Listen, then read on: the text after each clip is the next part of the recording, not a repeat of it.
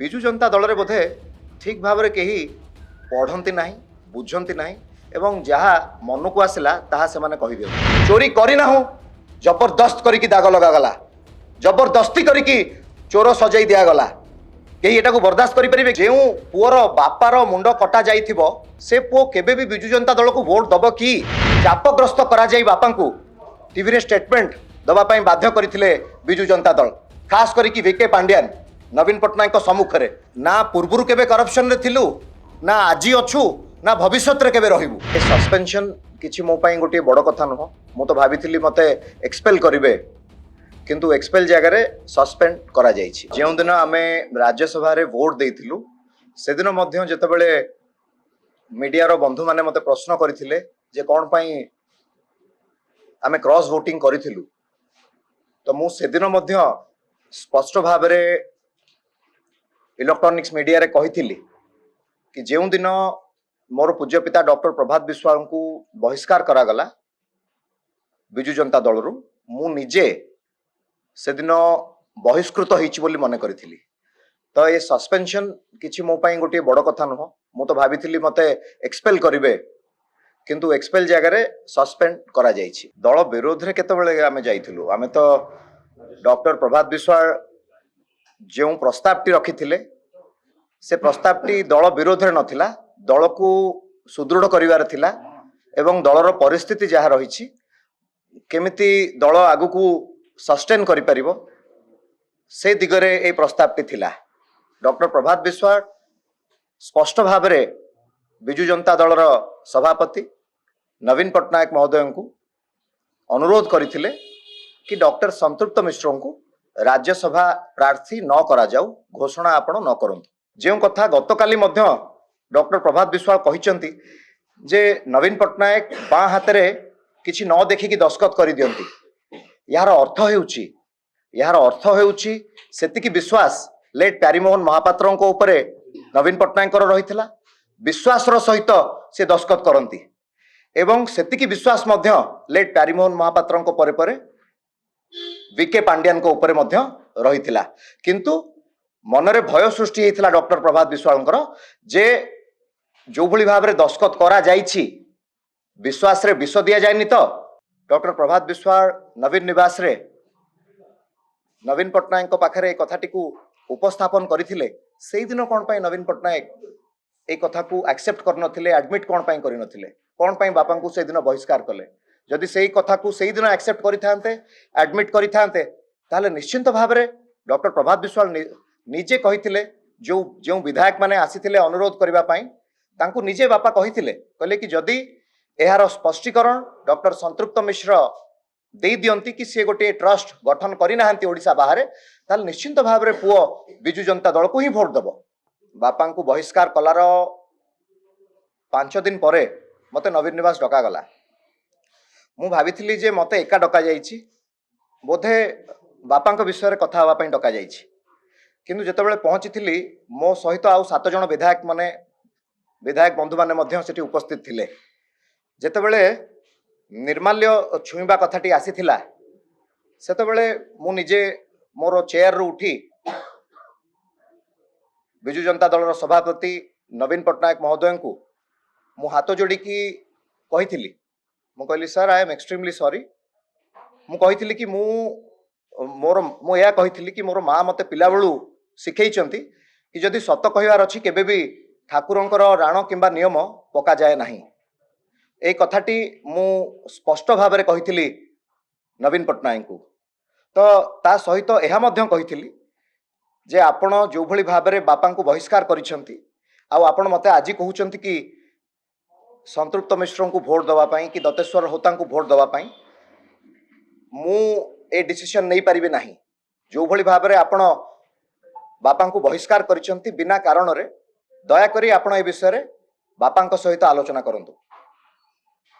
मु केबे भी विजु जनता दल को भोट दे पारिबी नाही मु ए कथा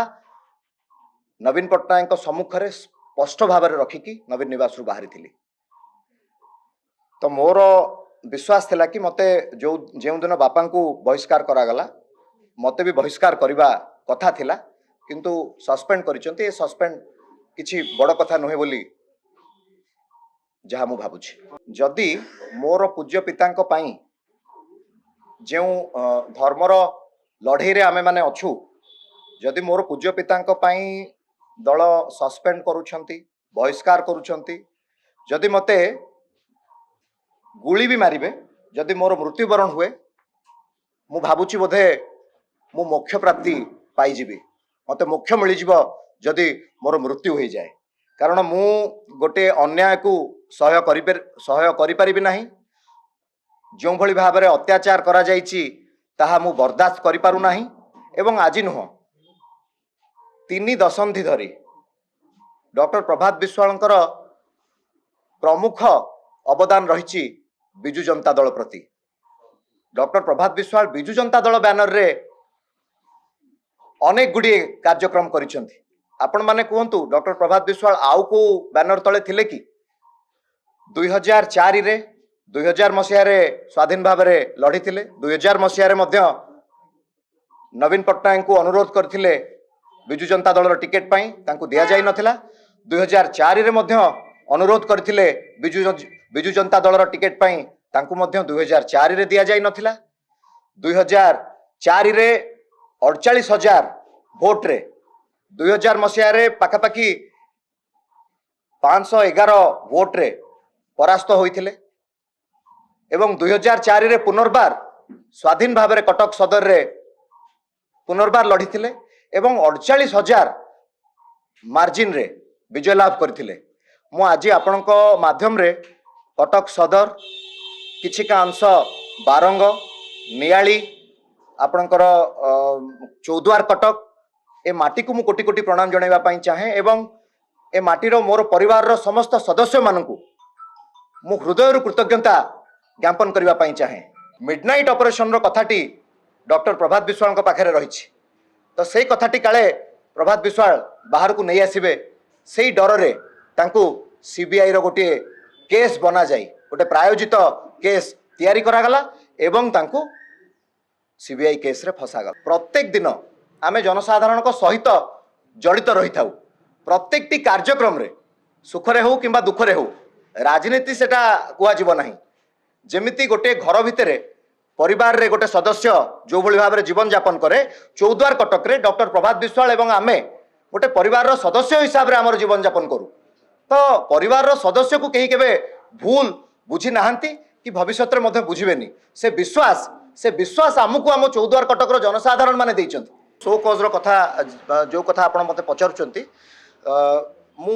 शो कज रे मु देखुथली मते हस लागुथला जेतबेले टीवी रे स्टेटमेंट दउथले चीफ व्हिप प्रमिला मल्लिक महोदया तो से कहउथले कि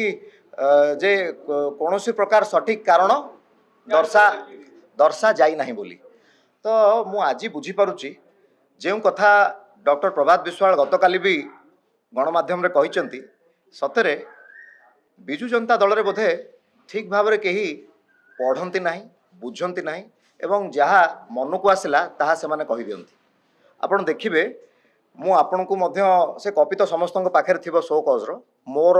व्यक्तिगत शो कज रो कॉपी मध्य मु आपण को दबा पई चाहिबी किंतु आपण को कहि रखिया पई चाहे सेकंड पेज शो कज रो सेकंड पेज रो 5th पैराग्राफ रे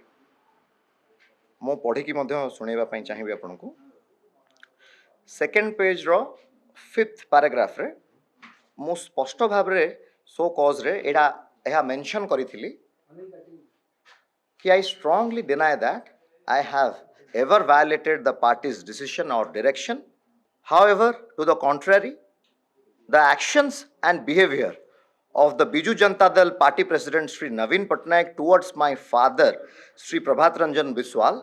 a former 3 times MLA, was not only disrespectful but also goes against the ethics of the very foundation of Biju Janata Dal, inasmuch as my father was unceremoniously expelled from the party without any reasoning and explanation. Etah more show कज रे मु mention करी second page रो 5th paragraph रे आउ से माने कहउचंती कि मु कारण दर्शैनी मु तो कारण दर्शैची जे मोर बापांको प्रति बिना कारण रे सत कहिले बोली तांकर मुंड कटा गला आउ आउ जो पुअर बापार मुंड कटा जाइथिबो से पुओ केबे भी विजु जनता दल को वोट दब कि ए प्रश्न मोर से जो दिन मते टिकेट दिगला थर्ड फ्लोर को मते डकागला मते निजे मोर पूज्य पिता डॉक्टर प्रभात विश्वाल फोन करथिले मु कटक रु सेक्रेटेरिएट आसी थर्ड फ्लोर रे जेतेबेले मते टिकेट टी हस्तांतर करथिले पूज्य नवीन पट्टनायक से हाथ में देला बेले मु तांको हाथ को धरिथिली एवं से टिकेट टी को मु तांको हाथ रे फेरे देवा पई चेष्टा करथिली मु कहली कि sir I am extremely sorry I am not the deserving one my father deserves this ticket तो सेतिकी बेले मु तापरे तांको गोड़ तळे भी तांको पाद धरिकी भी रिक्वेस्ट करथिली तापरे नवीन पट्टनायक कहिथिले कहले कि don't worry Souvik you are going to contest the election everything will be managed by your father like earlier जो भली भाव रे बापा जेमिति मैनेज करुथिले जो भली भाव रे बापांकर कार्यकलाप थिला सेही भली भाव रे बापा ही सब किछि करिवे तमे केवल इलेक्शन रे ठिया हुओ ता परे परे